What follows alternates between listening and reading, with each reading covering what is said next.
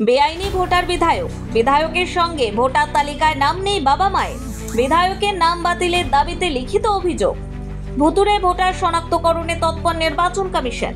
এরই মধ্যে বিজেপির বিধায়কের যে ভোটার তালিকায় নাম রয়েছে সেই তালিকায় মা বাবার নাম নেই, এমনই অভিযোগ এনে বনগাঁ মহকুমা শাসকের কাছে লিখিত অভিযোগ জানালো অল ইন্ডিয়া মতুয়া মহাসংঘ।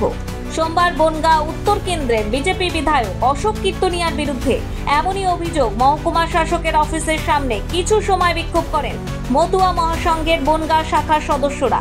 তাদের অভিযোগ, 2002 সালে ভোটার তালিকায় বনগাঁ ব্লকের ঘাটবাউড় অঞ্চলে 354 নম্বর তালিকায় বিধায়কের নাম থাকলেও তার মা বাবার নাম সেই তালিকায় নেই।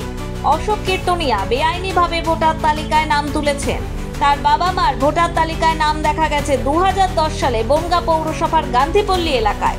এ বিষয়ে তৃণমূল বনগাঁ সাংগঠনিক জেলা সভাপতি বিশ্বজিৎ দাস বলেন, এই ভোটার লিস্টে 2011 সালে নাম উঠেছে বাবা মায়ের। তার আগে ভোটার লিস্টে নাম আছে 2002 সালে বর্তমান বিধায়ক অশোক কীর্তনিয়া। এই উত্তরটা তো অশোক কীর্তনিয়া দেবে, এটা বিজেপিকে দিতে হবে। যে বাবা মা পরে ভোটার হয়, ছেলে আগে ভোটার হয়, এই উত্তরটা প্রধানমন্ত্রী দিতে হবে, অমিত শাহ দিতে হবে। অশোক কীর্তনিয়া তিনি এক উত্তরটা দিক যে এটা কি ধরনের ঘটনা, যে সন্তান আগে ভোটার হয় আর বাবা মা পরে ভোটার হয়। এই চক্রান্ত, এই যে বিজেপি বাংলার উপরে যে চক্রান্ত করছে, এনআরসির নাম করে নিয়ে যে মানুষকে ভয়ভীতি প্রদর্শন করার একটা বড় চক্রান্ত।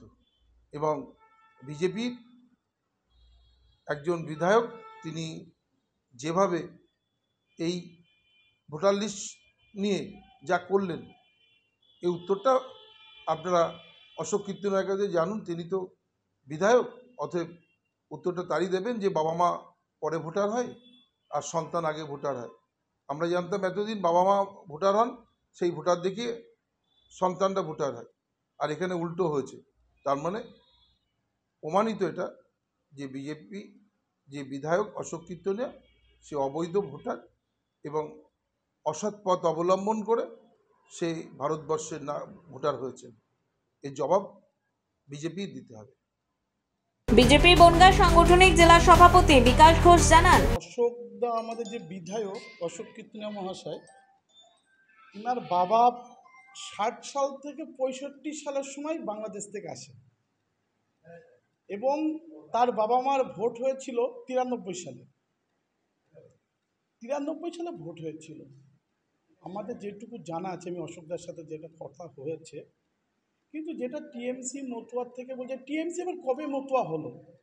টিএমসি আবার রামের নাম, মানে ভূতের মুখে রাম রাম।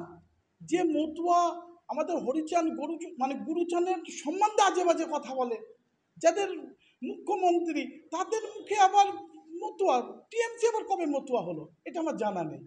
যাই হোক, আমাদের যে অশোকদার নামে, যে আমাদের বিধায়ক নামে যে অভিযোগ করছে সেটা পুরো মিথ্যা অভিযোগ।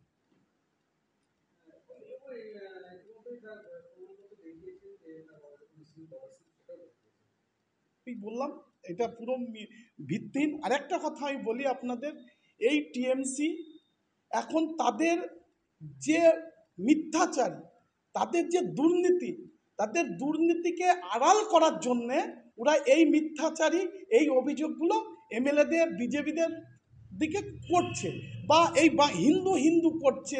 কিন্তু আদৌ ওদের যে 26,000 এই যে শিক্ষকরা রাস্তায় রাস্তায় কাঁদছে, কি বলবো, রাস্তায় একের পর এক অবরোধ করছে। আজকে শিক্ষা আপনার কি বলবো, মুখ্যমন্ত্রী বাড়ি ঘেরাও করেছে।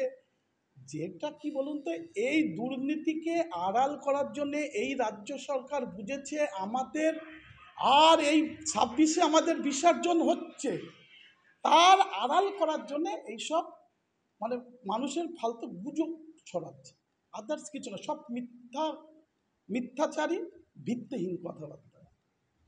ব্যুরো রিপোর্ট, নিউজ দিগন্ত বার্তা।